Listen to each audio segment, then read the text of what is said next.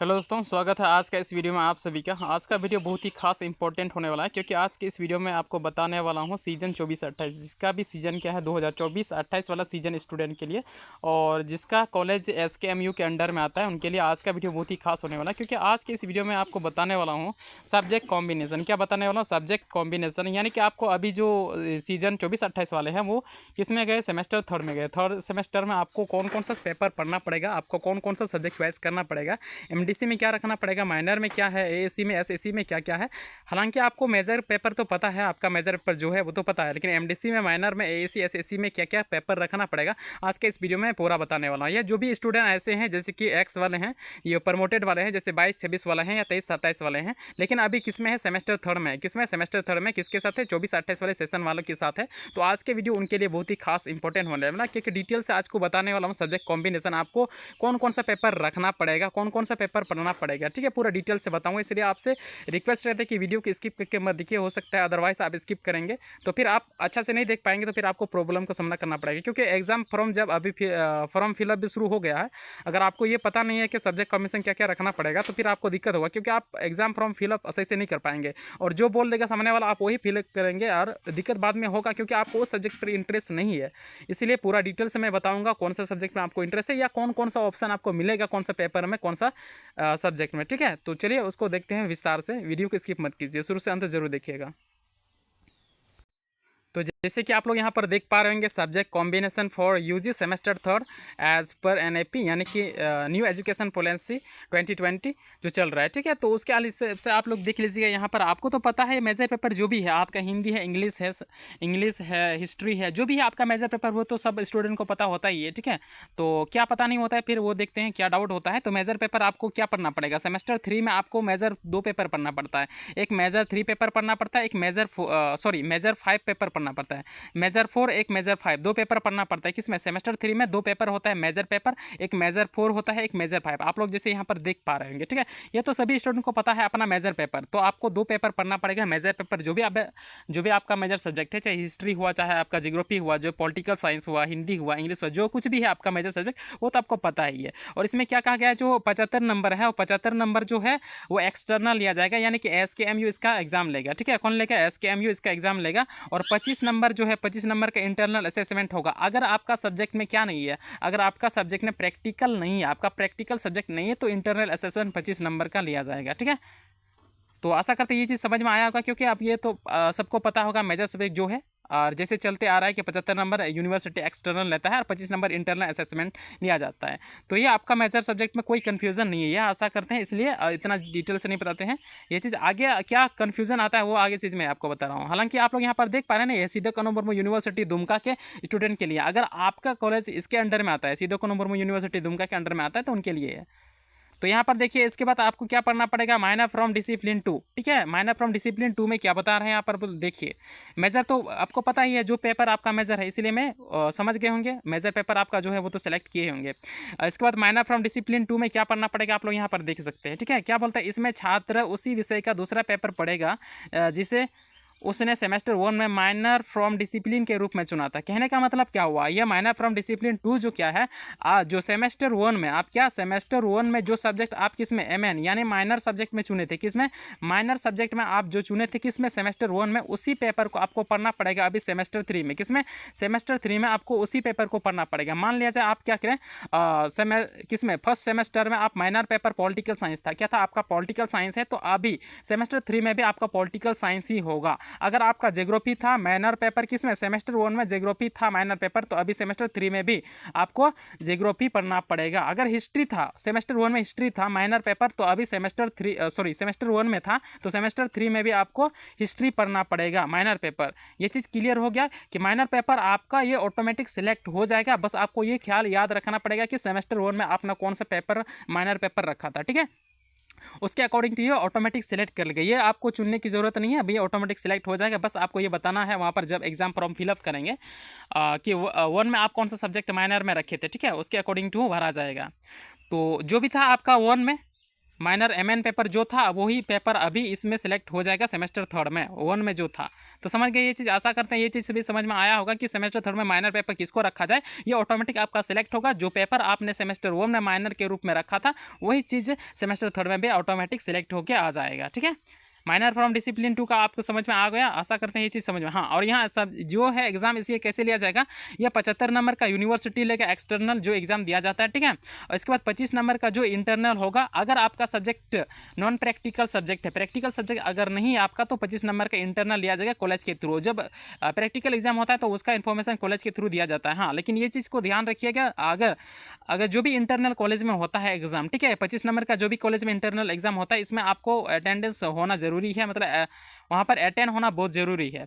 अगर इसमें आप 25 नंबर के एग्जाम में जो कॉलेज में लिया जाता है, अगर उसमें आप एब्सेंट हो जाते हैं, तो अगर आप 75 में से 75 भी यूनिवर्सिटी का जो एक्सटर्नल एग्जाम लिया जाता है उसमें से 75 में से 75 भी अगर लाते हैं और आप इंटरनल में एब्सेंट हैं, तो आपको प्रमोट कर दिया जाएगा, फेल कर दिया जाएगा। ठीक है, इसलिए इस चीज़ को ध्यान रखिए, आप अपने अपने कॉलेज से कॉन्टैक्ट करके रखिए, क्योंकि अलग अलग कॉलेज में ये जो इंटरनल एग्जाम का डेट है अलग अलग निकाल देता है। ठीक है, तो आप लोग इस चीज़ को ध्यान रखिएगा, अपने कॉलेज से कॉन्टैक्ट प्रोफेसर से जो भी ग्रुप चलता है आपका उसमें कॉन्टैक्ट करके रखिएगा, ताकि आपको ये सूचना मिल सके कि कब इंटरनल एग्ज़ाम लिया जाएगा, क्योंकि उसमें आपको अटेंड होना ज़रूरी है। अगर उसमें एब्सेंट हो जाते तो आपको फेल हो जाएंगे। समझ रहे हैं मेरे बात को। तो अगला है, आप समझ गए कि माइनर एमडीसी में क्या, माइनर में क्या रखना था, माइनर फ्रॉम डिसिप्लिन 2 में। अब एमडीसी में क्या रखना है, एमडीसी 3। तो एमडीसी 3 में आपको क्या रखना पड़ेगा, देखिए यहाँ पर एमडीसी 3 में यही सब्जेक्ट जो है ना, एमडीसी जो पेपर है, इसी में बहुत सारे स्टूडेंट को कन्फ्यूजन होता है, जो जिसकी वजह से वो क्या करते हैं, सही सेलेक्ट नहीं कर पाते, सही से चून नहीं कर पाते हैं। ठीक है, तो आप लोग ध्यान से देखिए, इसको स्किप मत कीजिए, नहीं तो अदरवाइज आप ही को प्रॉब्लम हो सकता है। तो यहाँ पर देखिएगा क्या बोल रहा है, एमडीसी 3 में क्या बोल रहा है, क्या बात बोल रहा है, ध्यान से देखिए। क्या बोलता है, छात्र को अपने स्वयं के अनुशासन को छोड़कर किसी भी विषय से कुल 3 विषयों का चयन करना होगा, जिसे वह सेमेस्टर 1, 2 और 3 में पढ़ेगा। इस सेमेस्टर में छात्र उस विषय का चयन नहीं कर सकता है जिसे उसने 12वें स्तर और सेमेस्टर 1 और 2 में पढ़ा है। उदाहरण के लिए वाणिज्य के छात्र विज्ञान के छात्र वाणिज्य या कला अनुशासन से कोई भी विषय चुन सकते हैं। कला के छात्र वाणिज्य या विज्ञान अनुशासन से कोई भी विषय चुन सकते हैं, और वाणिज्य के छात्र विज्ञान या कला अनुशासन से कोई भी विषय चुन सकते हैं। कहने का क्या मतलब है, यहाँ बहुत बड़ा लिखा है, मैं शॉर्ट में आपको समझा रहा हूँ। ठीक है, तो देखिएगा, एमडीसी पेपर जो भी है आपका, एमडीसी पेपर यहाँ पर एमडीसी 3 है। एमडीसी पेपर आपको वो पेपर सेलेक्ट करना होगा, ध्यान से देखिए, यह जो बात बोल रहा है मैं यहाँ पर शॉर्ट में समझा रहा हूँ आपको, तो ध्यान से देखिएगा, सुनिएगा आराम से। ठीक है, एमडीसी पेपर में आप उस पेपर को, एमडीसी 3 पेपर में आप उस पेपर को सेलेक्ट कर पाएंगे जो पेपर आप 12th में नहीं पढ़े थे, और जो पेपर आप सेमेस्टर 1 में, किसमें सेमेस्टर 1 में एमडीसी के रूप में नहीं पढ़े थे, किसमें एमडीसी के रूप में सेमेस्टर 1 में नहीं पढ़े थे, और जो सेमेस्टर 2 में यानी सेकेंड सेमेस्टर में आप एमडीसी के रूप में नहीं पढ़े थे, एमडीसी के रूप में नहीं पढ़े थे, उसी पेपर को आप किस में रख पाएंगे, एमडीसी सेमेस्टर 3 में एमडीसी के रूप में रख पाएंगे। ठीक है, एमडीसी के रूप में रख पाएंगे, किसमें, सेमेस्टर 3 में। ये चीज़ क्लियर हो गया, समझ गया। 12th क्लास अगर आप जैसे आर्ट्स वाला स्टूडेंट, तो आर्ट्स वाला स्टूडेंट जो सब्जेक्ट है 12th में, वो सब्जेक्ट अभी आप सेमेस्टर 3 में एमडीसी के रूप में नहीं रख पाएंगे। और जो स्टूडेंट किसमें, सेमेस्टर 1 में एमडीसी पेपर में जो सब्जेक्ट रखा था, अब की वो किसमें, सेमेस्टर 1 में जो रखा था एमडीसी के रूप में जो पेपर, वो पेपर नहीं रख पाएगा सेमेस्टर 3 में, और जो 2 में रखा था उस पेपर को छोड़कर आप 3 में न्यू पेपर। तो कहने का मतलब है ये कि एमडीसी पेपर में बिल्कुल आपको न्यू पेपर रखना पड़ेगा। 12th के अलावा जो 12th में पढ़े थे उसको छोड़कर उसमें से किसी भी सब्जेक्ट को आप नहीं रख पाएंगे, और 1 में जो सब्जेक्ट रखे थे उसको छोड़कर, और 2 में जो रखे थे यानी सेमेस्टर 2 में जो भी सब्जेक्ट एमडीसी के रूप में, किसमें, एमडीसी के रूप में आपने रखा था, तो वो सब्जेक्ट आप नहीं रख पाएंगे। तो 3 में, किसमें, सेमेस्टर 3 में आपको बिल्कुल एमडीसी न्यू पेपर रखना पड़ेगा। ठीक है, तो यहाँ पर बहुत सारा ऑप्शन है, मैं आपको दिखाता हूँ इसमें से कौन कौन सा ऑप्शन है, यानी एमडीसी 3 में आपको कौन कौन सा पेपर चुनने का मौका मिलेगा, कौन कितना ऑप्शन है, चलिए वो उसको आपको दिखाते हैं। ठीक है, तो ये चीज़ समझ में आ गया होगा कि 12th वाला आप नहीं रख सकते हैं, 1 वाला और 2 वाला नहीं रख सकते। एमडीसी 3 में आपको बिल्कुल न्यू पेपर रखना पड़ेगा। तो चलिए आपको दिखाते हैं यहाँ पर एमडीसी 3 में कितना सारे ऑप्शन है, आप कौन सा सब्जेक्ट चॉइस कर सकते हैं वो दिखाते हैं आपको। तो जैसे कि आप लोग यहाँ स्क्रीन पर देख पा रहे आप लोग यहाँ पर देख पा रहे हैं ना, MDC multi disciplinary course syllabus. यहाँ पर बहुत सारा ऑप्शन है दोस्तों, इसमें से आप कोई भी सब्जेक्ट चुन सकते हैं। बस ध्यान आपको ये रखना पड़ेगा, जो 12th में नहीं पढ़े थे, सेमेस्टर 1 में नहीं रखे थे और 2 में नहीं रखे थे, बिल्कुल 3 में आपको न्यू पेपर रखना पड़ेगा, किसमें, एमडीसी में। ये चीज़ क्लियर हो गया। आप इसमें से बहुत सारा ऑप्शन आपको मिल रहा है एमडीसी पेपर में। ठीक है, तो आप इसमें से कौन सा सब्जेक्ट में इंटरेस्ट है, ऐसा मत कीजिएगा कि आप देख लिए कि अपना दोस्त ये सब्जेक्ट रख लिया, वो सब्जेक्ट रख लिया, आप उसके अकॉर्डिंग टू रख, ऐसा गलती मत करना। या कोई आपको बोल दिया कि इस सब्जेक्ट को चॉइस करना है, ये सब्जेक्ट अच्छा है, उसके वैसा भी गलती नहीं मत करना, ठीक है। आप लोग देख लीजिए, आपका अकॉर्डिंग टू आपको जो इंटरेस्ट लगता है वही रखिए, क्योंकि आपको एग्जाम देना पड़ेगा, सामने वाला को नहीं देना पड़ेगा, ठीक है। आप दूसरों के बोलने पर ना जाए, सिंपल सी बात है। मेरे कहने का मतलब है आप अपने अकॉर्डिंग टू चॉइस कीजिए, आपको कौन सा सब्जेक्ट इंटरेस्ट है। इसमें बहुत सारा ऑप्शन मिल रहा है, आप उसको चॉइस कीजिए। जैसे कि क्या है, AIH&C, ये है MDC पेपर का, आप लोग देख रहे हैं, आप देख पा रहे हैं ना, MDC पेपर। इसके बाद क्या है, इसके बाद यहाँ पर आप लोग जूम करके आपको दिखाते हैं, ठीक है। एंथ्रोपोलॉजी है, बंगाली है, बॉटनी है, केमिस्ट्री है, कॉमर्स है, इकोनॉमिक्स है, इंग्लिश है, गांधीयन थॉट्स है, ज्योग्राफी है, जोलॉजी है, हिंदी है, हिस्ट्री है, होम साइंस है, LSW है, मैथ्स है, पार्सियन है, फिलोसॉफी है, फिजिक्स है, पॉलिटिकल साइंस है, साइकोलॉजी है, पब्लिक एडमिनिस्ट्रेशन है, रूरल इकोनॉमिक्स है, संस्कृत है, संताली है, सोशोलॉजी है, स्टैटिक्स है, जियोलॉजी है, बैंकिंग एंड फाइनेंस सर्विस है, कंप्यूटर एप्लीकेशन एंड मैनेजमेंट है। देख सकते हैं आप लोग, इसमें से बहुत सारा ऑप्शन है। क्या है, यहाँ पर आप लोग देख पा रहे हैं ना, बहुत सारा ऑप्शन यहाँ पर है, बहुत सारा ऑप्शन। तो इसमें से आप वो सब्जेक्ट को रख सकते हैं जो पेपर आप 12th में नहीं पढ़े थे, सेमेस्टर 1 में और 2 में नहीं रखे थे। तो यहाँ पर आप लोग को बहुत सारा ऑप्शन मिलेगा, तो अपने अकॉर्डिंग टू चॉइस कीजिए, किसी और के बोलने पर ना चॉइस करें। जो आपको अच्छा लगता है, जिस पेपर में आपको पढ़ने में इंटरेस्ट है, उस वही पेपर आप सिलेक्ट करें, ठीक है।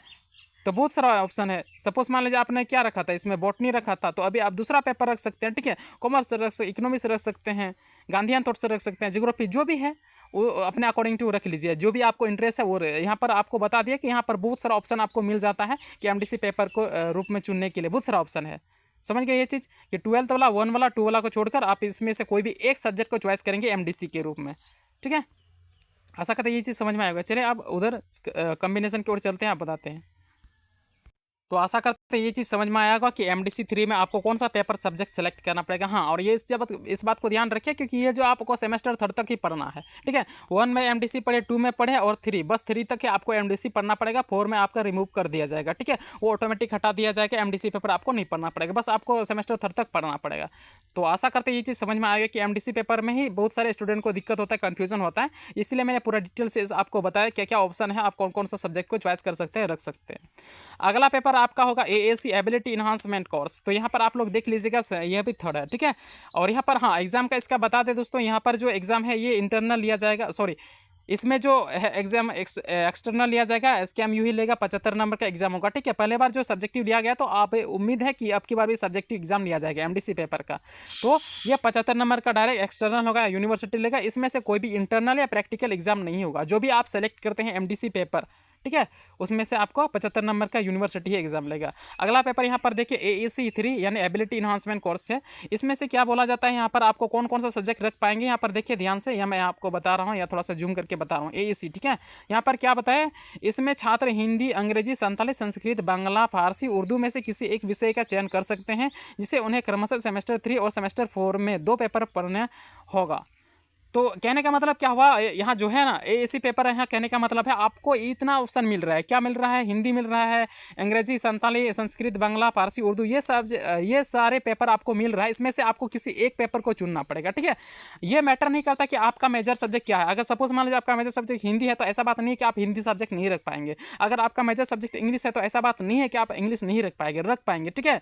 ये मैटर नहीं करता है। तो आपको जो भी इंटरेस्ट है, हिंदी इंटरेस्ट है, अंग्रेजी है, संताली है, संस्कृत, बांग्ला है, फारसी, उर्दू, इसमें से इन सब्जेक्ट में से, इन पेपरों में से जो भी आपको इंटरेस्ट है, जो अच्छा लगता है आपको, वो इस पेपर सेलेक्ट करें। किसमें, AAC के रूप में आप इसको सिलेक्ट करें। और ये कहा जाता है क्या, ये जो आपको 2 बार पढ़ना पड़ेगा, एक सेमेस्टर 3 में पढ़ना है और एक सेमेस्टर 4 में पढ़ना पड़ेगा, ठीक है। तो आप अपने अकॉर्डिंग टू सिलेक्ट कीजिए, क्योंकि ये पेपर ही आपको पढ़ना पड़ेगा 4 में भी। अभी अगर हिंदी सेलेक्ट करते हैं तो सेमेस्टर 3 में, तो आपको 4 में भी हिंदी पढ़ना पड़ेगा। समझ गए। तो ये सारे ऑप्शन मिलता है। इस सारे ऑप्शन में से आपको जो भी अच्छा लगता है वो सब्जेक्ट चॉइस कीजिए AAC के रूप में।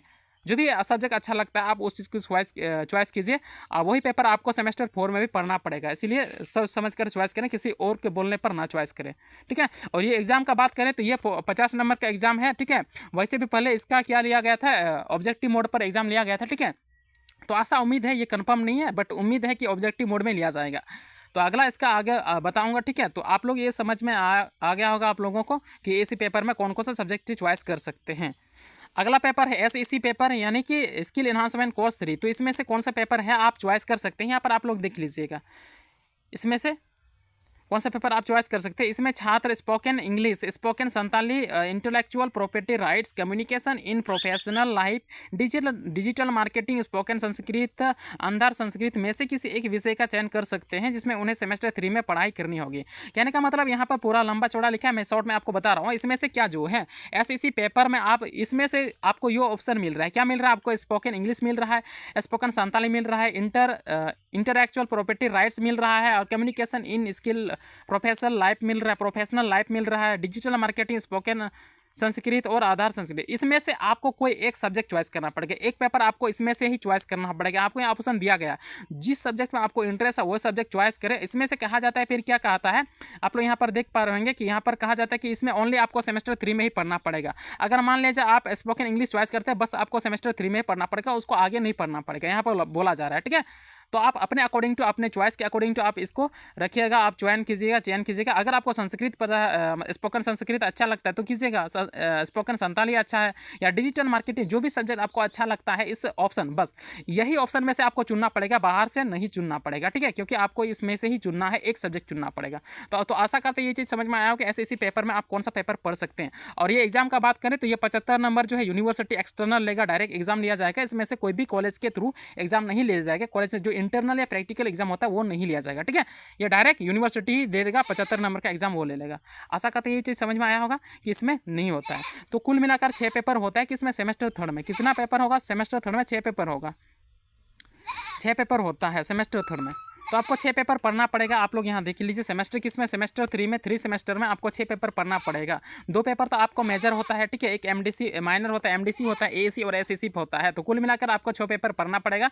इसमें से मैंने पूरा डिटेल्स में आपको बता दिया है कि एमडीसी पेपर में सबसे ज़्यादा एमडीसी पेपर में कन्फ्यूजन होता था। ठीक है, तो आज उसको पूरा डिटेल से मैंने बता दिया। आशा करते हैं आपको सारी चीज़ समझ में आया होगा। अगर कोई भी डाउट है, दिक्कत है, तो आप लोग कमेंट करके पूछ सकते हैं, कमेंट बॉक्स आपके लिए खुला है। ठीक है, तो और अभी तक अगर आप लोग चैनल को सब्सक्राइब नहीं किए तो सब्सक्राइब कर लीजिए, क्योंकि आपको इसी चैनल पर इसका क्वेश्चन आंसर भी मिल जाएगा जो भी। हाँ, बस आप लोग इस बात को कमेंट करके बताइए कि माइनर में आपका कौन सा सब्जेक्ट चॉइस किया। ठीक है, माइनर में आपने कौन सा सब्जेक्ट चॉइस किया, ताकि उसका सिलेबस और क्वेश्चन आंसर मैं आपको बता सकता हूँ।